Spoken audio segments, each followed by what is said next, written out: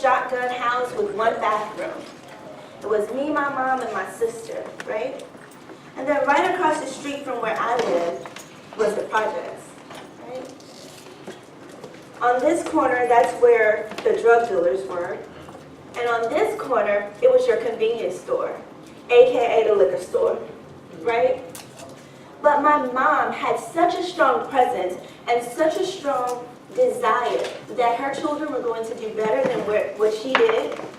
She ensured that she covered us, right? So even though there is all this negative activity that was happening around us, my mom knew every person, whether it was someone who was negative or the positive people that lived in that area, right? And she was determined from the very beginning. She told us, this is not where you will live. She was very clear, Louisiana is not where you're going to live. At that point in time, I didn't really understand what she was saying. It was home.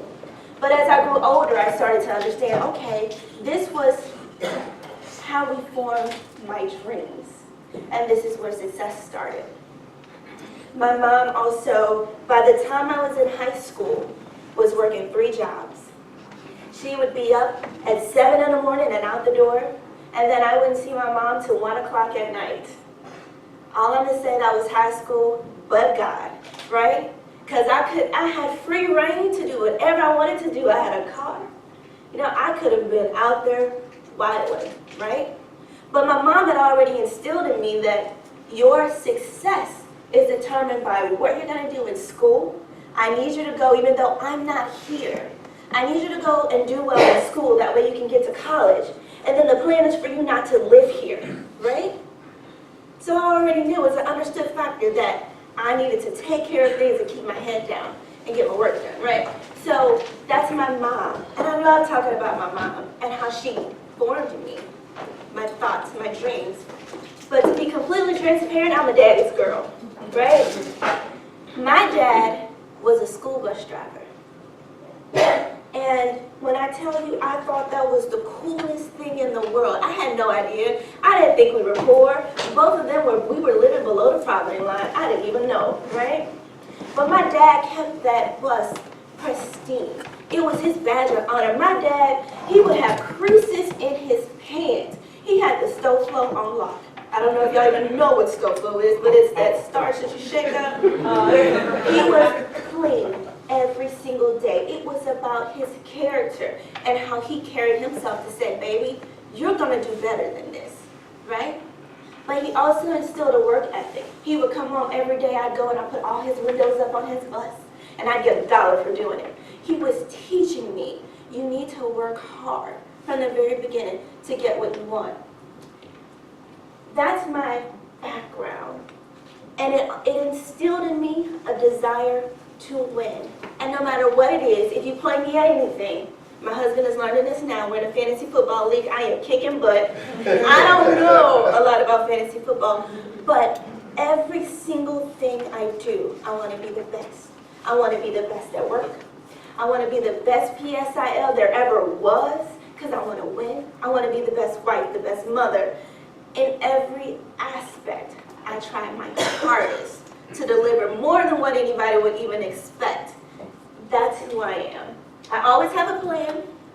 This can be a little bit funny and tedious at times, but no matter what, from the time that I was in college, I always had a plan.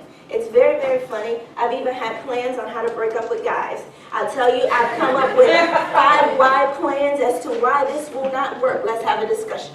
So that's also who I am. That's the plan, right? It is a plan. If you don't have a plan, then you plan in the field. Okay? I'm spiritual and I'm literal. I love the Lord, and I am so grateful for all the blessings that He's given me. But I'm also going to be working while I'm waiting for those blessings.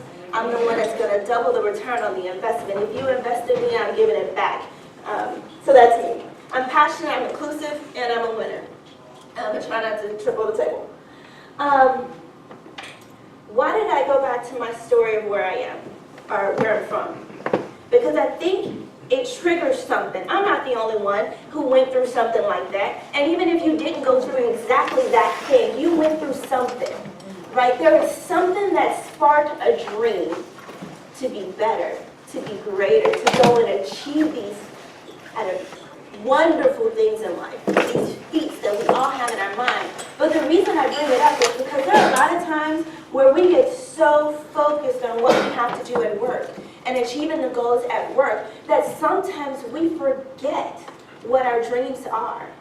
And it's okay because, it's okay to change your dreams, right? I was told recently that a thought is a dream that's just asking for permission to live. But there's so many things we have, so many times we have so many things rushing through our minds that we don't take time to actually investigate those thoughts, to see if they should be a dream that we should actually put into life, right? To bring to life, to maybe one day I want to do something else. I've been told, maybe I have too many dreams. My husband will tell you, hey, how do you want to go this far in the company, but you want to do this, this, and this? I'm like, you know what? I can do all things. So let's just figure it out. We'll pace it, put it down on paper, and let's see how it works out. So my challenge to you is to dream. Like, there are a lot of times where we talk about, as a kid, I dreamed of this. And as we get older, we get all these pressures of things we need to go deliver. But think about, your dreams could be something that you are doing at work, but make sure you are living your dreams. Because once you have your dreams and then you document them, you know what makes them goals? Putting the time against it. Write your dreams down. Put a date against it. And then that's what makes them a goal. And go get it. Over-deliver it. I'm going to tell you, I'm about to be 40 in 5 years. You better believe that is a milestone date for my dream.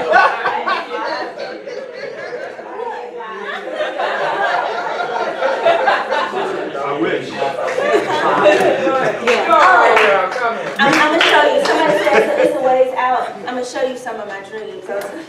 Y'all, I tell y'all always have a plan. It's crazy. She's a baby. Remember those days,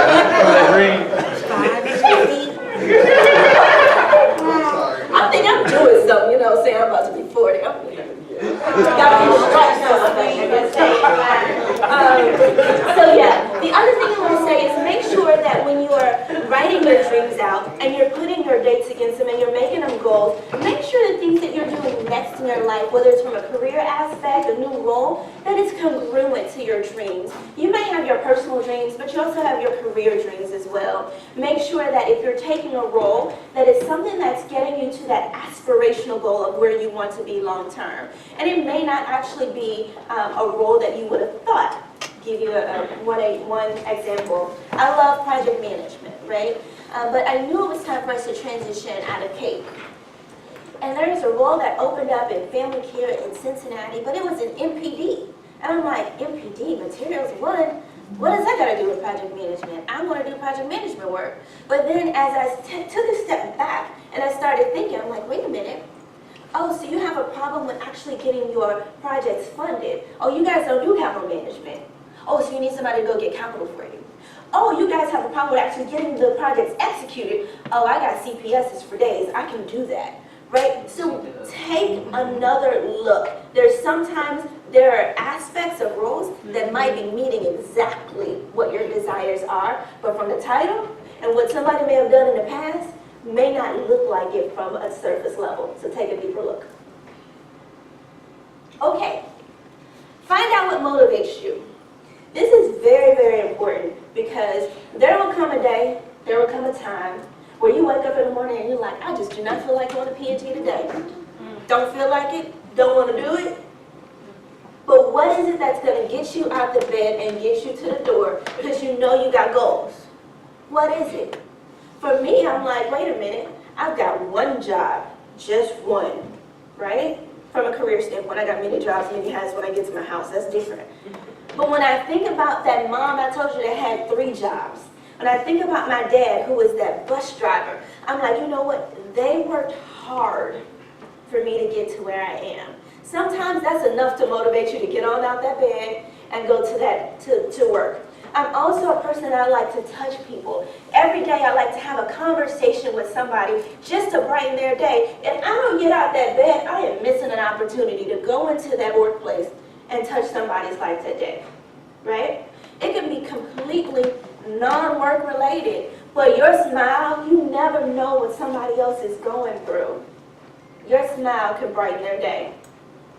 Think about that. You may be in the thick of it. At the site, you've been there for 12 hours and the machine still isn't running. What is getting you to go back? Think about those people that you're going to encourage that next day. Y'all, I know we had a bad day yesterday, but we got this today. What is it that motivates you? What's your core? Is it people? Is it the people that have already helped you? Think about that. Told you I always have a plan, right?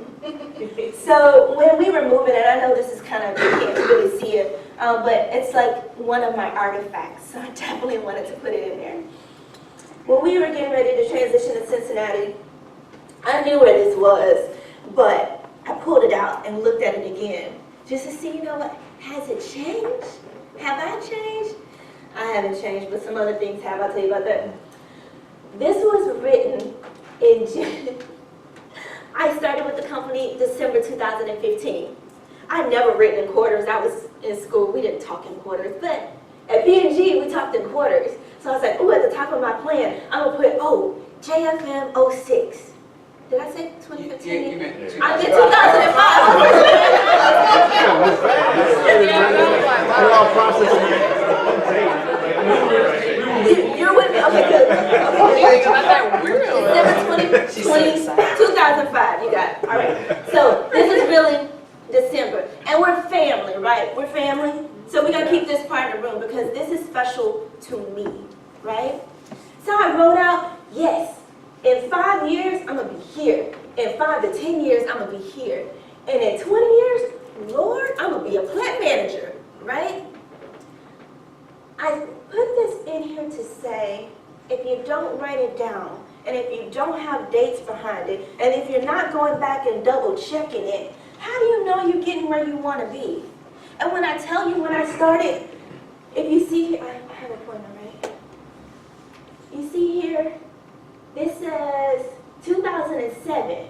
I went back and I looked at it again, and I statused myself. I was like, ooh, I'm on track to be out of debt. I'm on track. Oh, I put it's in reach to maximize my 401k. Yeah. And then I wanted to make sure I was paying my tithes, and I wanted to be a band too by that time. You know, it's those things that continue to increase. Like you stay motivated when you have something you can go back and look at and check off and say, yep, I'm on track. Now I'm gonna tell you, all this down here, yeah, that's kind of changed a bit, but when I was at the site, I told you I've always wanted to win. I was in the site when I made this. Why in the world would I not want to be the person that's at the top of where I am? How do I get there? But then I was exposed to engineering, and I really liked it. But I wanted to make sure I shared this, that if you don't have your dreams written out and translated those into goals, do that. It's so important to make sure you understand, one, what you want in life, understand when you want to get there, and this will change. I was writing out my paper that you gave us, and I was like, there are so many things that have happened in my personal life and professional life that reorganized how this happened, but I'm pretty pleased on where I am. So, successes and failures. What I tell you is, once you have those dreams written down and their goals, go for it with everything that you have. Don't be afraid to fail. I will tell you, tell you I'm spiritual, I'm literal. I'm one who reads and believes every word that I read. And so when I hear that one scripture that tells me that everything that I touch is going to prosper, please know that I walk into work every day knowing that whatever I touch is going to be good. And we're going to figure it out. Because there are some times when I fail.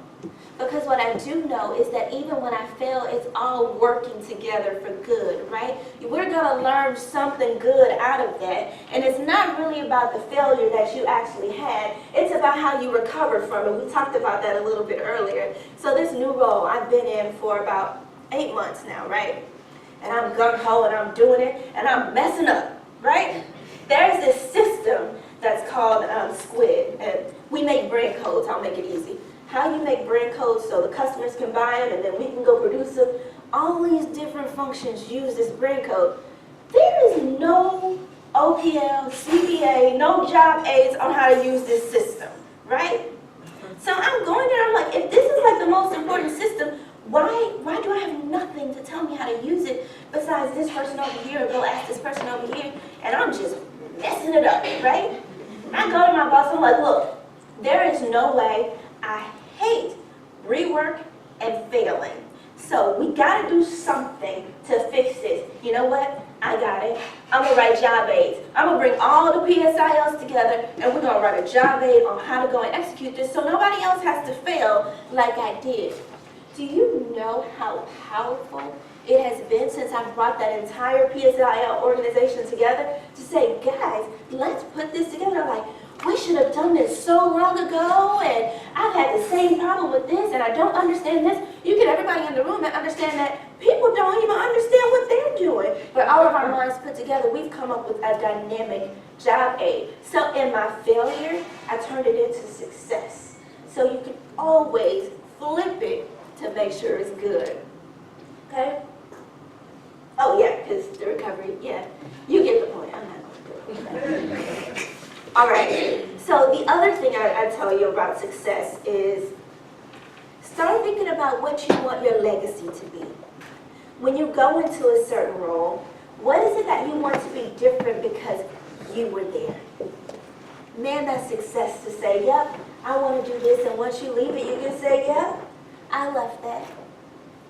The other thing is, outside of work, who is it that you are a legacy of? So when I come into work, I know I'm a legacy of, my parents and that type of thing. But actually from a corporate standpoint, I came into P&G and there are 2 women that I was like, yep, I'm their legacy. And because I'm their legacy, I'm going to make sure that everything I do, they can be proud of, right? So I have multiple people, but these 2 specific people, I'll go into a little bit of detail. The first one, I probably was with the company 1 to 2 years, I can't even remember, but she came walking through the plant, and she just had this air about her that everybody was going to stop and listen to what she had to say. Plus, my plant manager was like, you need to go and meet with her. I'm like, well, if I could catch her, it was almost like if I could just touch her, then I'll get her, right?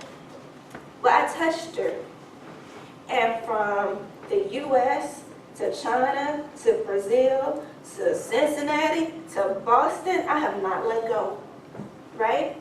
And so I know that everything that I do, that I'm the legacy of you. And so I'm going to make you proud, no matter what. That's a part of my success, right? I had one other person who called me and said, I'm going to be your mentor. And I'm like, somebody wants to mentor me?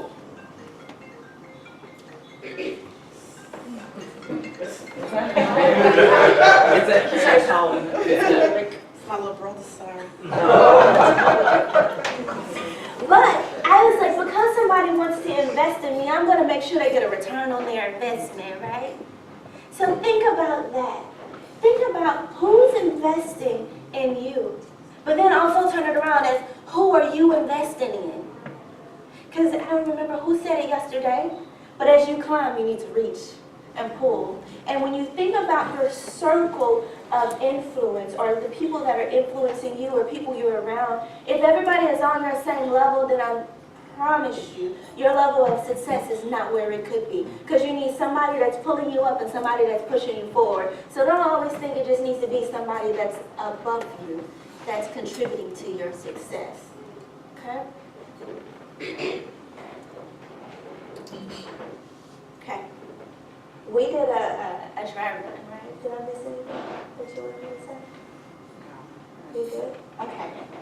We're gonna wrap it here, but that doesn't mean the conversation has to stop. We gotta transition. We're all still here for the rest of the day and tomorrow. So get with somebody and talk to somebody if you got questions or you just want to bounce ideas off of each other. So thank you. And I'll tell you, I don't know how I got here, how I got to speak. But thank you for listening to me because you made my dream come true. It wasn't on that sheet that you saw from the beginning, but I love inspiring people. I love speaking to people. So